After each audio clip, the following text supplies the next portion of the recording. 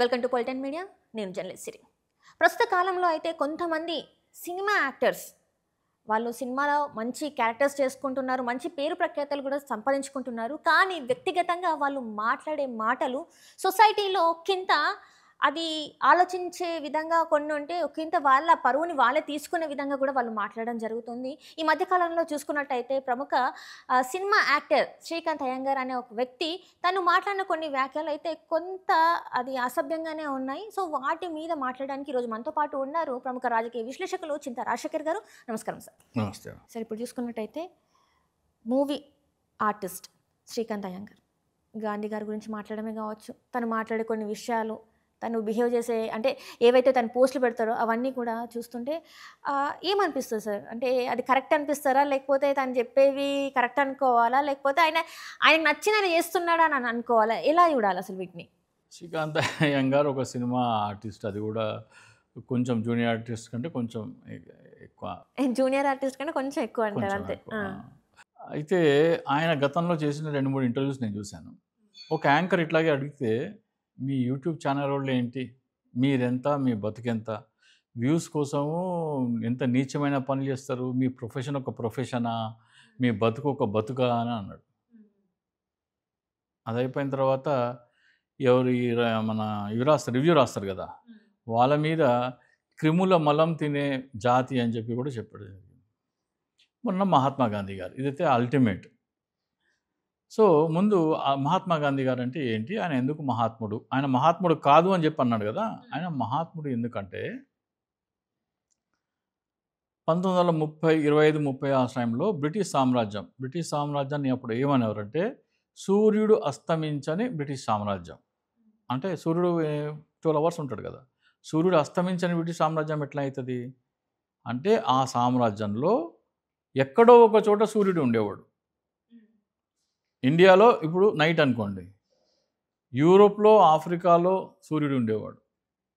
అట్లా వాళ్ళ సామ్రాజ్యంలో సూర్యుడు అస్తమించేవాడే కాదు, ఎక్కడో చోట సూర్యుడు.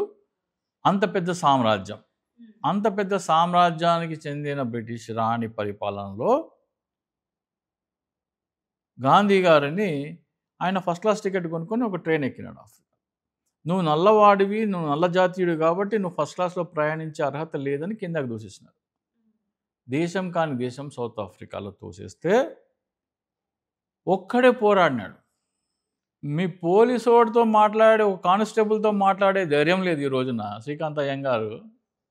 అంతటి దీశాలిని పట్టుకొని ఆయన మహాత్మాని ఎందుకన్నారంటే, భారతదేశంలో బ్రిటిష్ వారి పరిపాలన మగ్గిపోతున్న టైంలో ప్రతి ఒక్కరి గుండెని మాకు స్వాతంత్రం కావాలి అని ఒకే తాటి మీదకి తీసుకొచ్చిన వ్యక్తి మహాత్మా గాంధీ. మహాత్మా గాంధీకి మహాత్మా అని పేరు ఎవరు ఇచ్చినారు అంటే ఇప్పుడు అప్పటి ప్రజలు ఇచ్చి ఉంటారా, ఇట్లా అంటారు మరి? నేతాజీ సుభాష్ చంద్రబోస్ ఇచ్చారు. నిజంగా అంటారా? ఎందుకంటే సార్ ఇక్కడ చాలా వరకు ఇప్పుడు శ్రీకాంత్ అయ్యంగార్ మాట్లాడిన కొన్ని మాటలు చాలా వరకు యూత్ కనెక్ట్ అయ్యారు ఆయన మాటలకి. ఇది నేను ఏంటంటే సోషల్ మీడియాలో కొన్నిట్లలో చూసి నేను ఇది చెప్తున్నా ఏంటంటే, అసలు మహాత్మా గాంధీ లేకపోతే ఇంకా స్వతంత్రం ముందుకు వచ్చేది, తన వల్లే లేట్ అయింది అని ఇట్లా చాలా వరకు ఒక వర్గం మహాత్మా గాంధీకి సపోర్ట్గా ఉంటే, ఒక వర్గం అయితే విపరీతంగా ఆయనని అసలు వ్యతిరేకిస్తున్నారు. ఆర్ఎస్ఎస్ బీజేపీ ప్రచారం అది, ఆ భావజాలం వలన అట్లా జరుగుతుంది. అంతేగాని మహాత్మా గాంధీ అనేది ఇప్పుడు సుభాష్ చంద్రబోస్ వలన తొందరగా మనకి స్వాతంత్రం వచ్చేది, సుభాష్ చంద్రబోస్కి గాంధీజీకి పడదు, వాళ్ళిద్దరు కొట్టుకునేవాళ్ళు అన్న భావనలో చెప్తూ ఉంటారు ఈ ఆర్ఎస్ఎస్ వాళ్ళు, ఈ శ్రీకాంత్ అయ్యంగార్ వీళ్ళు.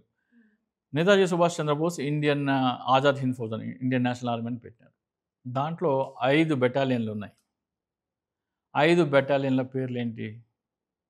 మొట్టమొదటి బెటాలియన్ పేరు మహాత్మా గాంధీ బెటాలియన్, రెండో బెటాలియన్ పేరు జవహర్లాల్ నెహ్రూ బెటాలియన్, మూడోది నాకు తెలిసి ఉమెన్ వింగ్ వచ్చేసి ఝాన్సీ లక్ష్మీబాయి, మూడోది మౌలానా అబుల్ కలాం ఆజాద్ అనుకుంటా, తర్వాత లాస్ట్ది నేతాజీ సుభాష్ చంద్రబోస్ బెటాలియన్.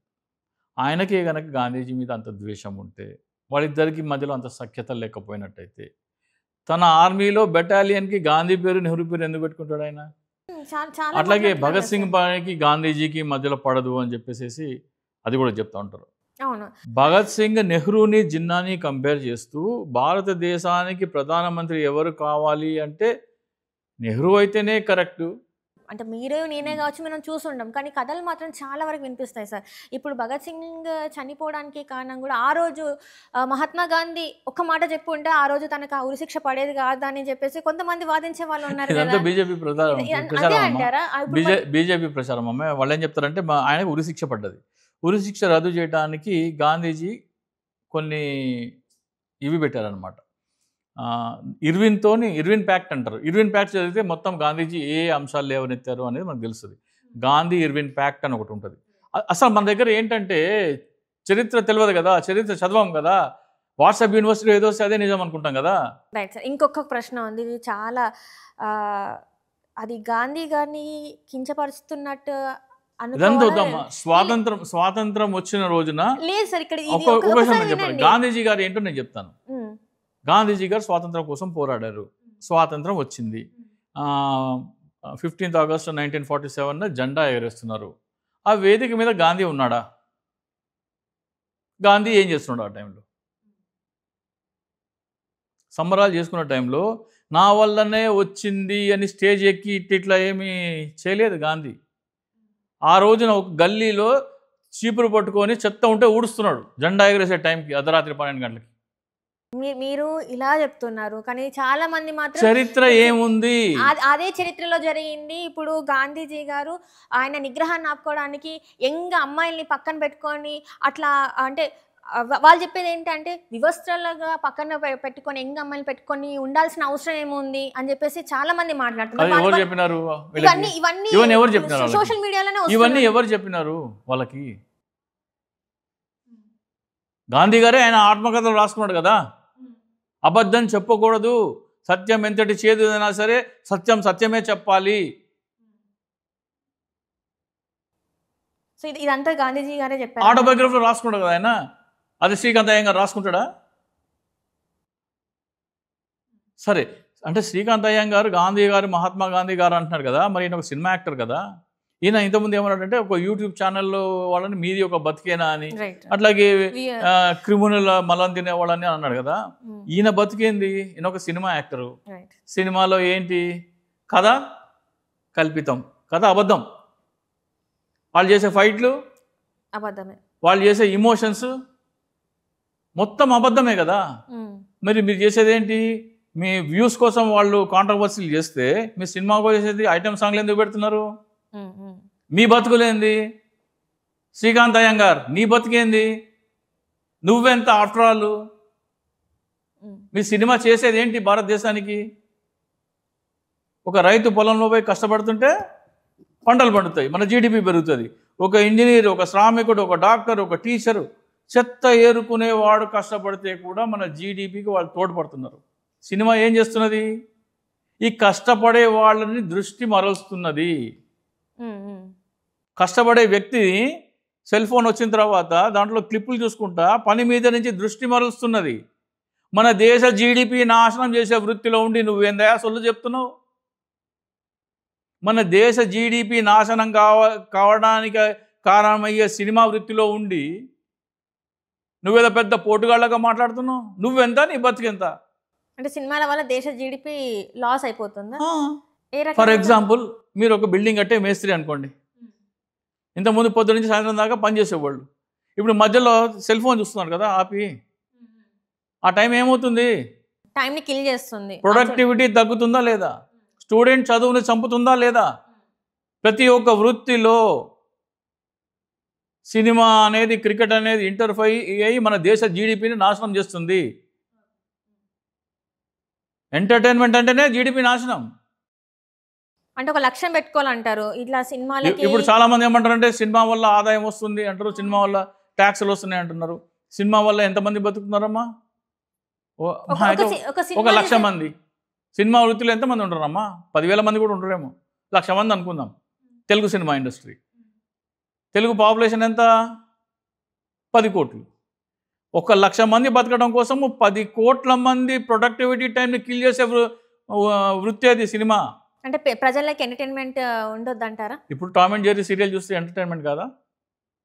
అది కార్టూన్ కదా. కార్టూన్ అయితే ఎంటర్టైన్మెంట్ అంటే ఏంటి? మీరు అలసటని దూరం చేసి రిలాక్స్ అవ్వడం కోసం. సినిమా కంటే ఎక్కువ relax Tom and Jerry cartoon సినిమాలో అవుతుంది. దాని మీద మీకు టామ్ని పోయి ఎవడు వాడికి బర్త్డేలు చేయడు, కేకులు కట్ చేయడు, వాళ్ళకి పాపాలు టామ్ కానీ జెర్రీకి కానీ డొనాల్డ్ డక్ కానీ వీళ్ళకి ఎవరు చేయరు కదా, టైం వేస్ట్ చేయరు కదా. వాళ్ళకి ఎందుకు అంత ఇంపార్టెన్స్ ఇవ్వాలా? అంటే ఇప్పుడు మీరేమంటారంటే సినిమాలో అరే శ్రీకాంత్ అయ్యంగార్, నువ్వెంత, నీ బతికెంత, నీ వృత్తి ఏంది? అతి నీచమైన వృత్తి రా బాబు నీది. దేశ జీడిపిని నాశనం చేసే వృత్తిలో ఉండి నువ్వే పెద్ద పోటుగాడు మాటలు మాట్లాడుతున్నావు. మహాత్మా గాంధీని అంటున్నావు నువ్వు.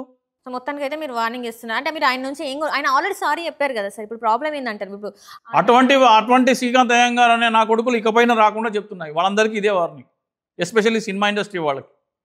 Right sir, right. Thank you so much. నమస్తే.